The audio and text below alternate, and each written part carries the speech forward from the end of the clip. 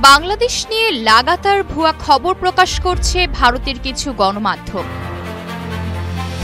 বাংলাদেশের বিষয় নিয়ে ছড়ানো হচ্ছে একের পর এক গুজব। সম্প্রতি ভারতের কিছু গণমাধ্যমে সাম্প্রতিক সময়ে প্রকাশিত বিভিন্ন প্রতিবেদন নিয়ে উদ্বেগ জানিয়েছে বাংলাদেশ সেনাবাহিনী। মঙ্গলবার রাতে আন্তঃবাহিনী জনসংযোগ পরিদপ্তরের আইএসপিআর এক প্রতিবাদ লিপিতে এই উদ্বেগের কথা জানানো হয়। তাতে বলা হয়েছে, সেনা প্রধানের দক্ষ নেতৃত্বের অধীন সেনাবাহিনী সুসংগঠিত, ঐক্যবদ্ধ ও সাংবিধানিক দায়িত্ব পালনে প্রতিশ্রুতিবদ্ধ।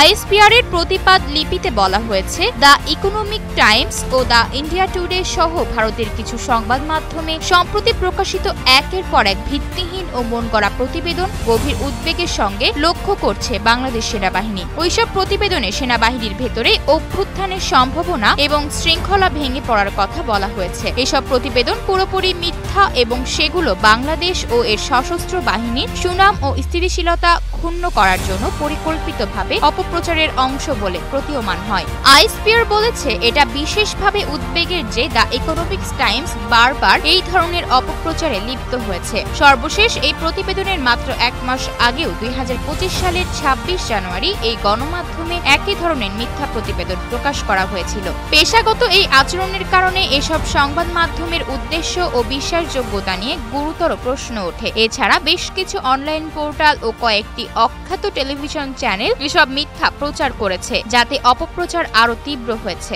মনে হচ্ছে তারা দায়িত্বশীল সাংবাদিকতার নীতি মেনে চলার পরিবর্তে মিথ্যা তথ্য ছড়ানো এবং বাংলাদেশ সেনাবাহিনী ও বাংলাদেশের জনগণের মধ্যে অবিশ্বাস তৈরির হাতিয়ার হিসেবে কাজ করছে। আইএসপিআর বলেছে, দেশের সার্বভৌমত্ব, অখণ্ডতা ও নিরাপত্তা রক্ষার প্রতিশ্রুতিতে বাংলাদেশ সেনাবাহিনী অবিচল রয়েছে। এসব মিথ্যা তথ্য শুধু অপ্রয়োজনীয় উত্তেজনা ও বিভ্রান্তি সৃষ্টি করে।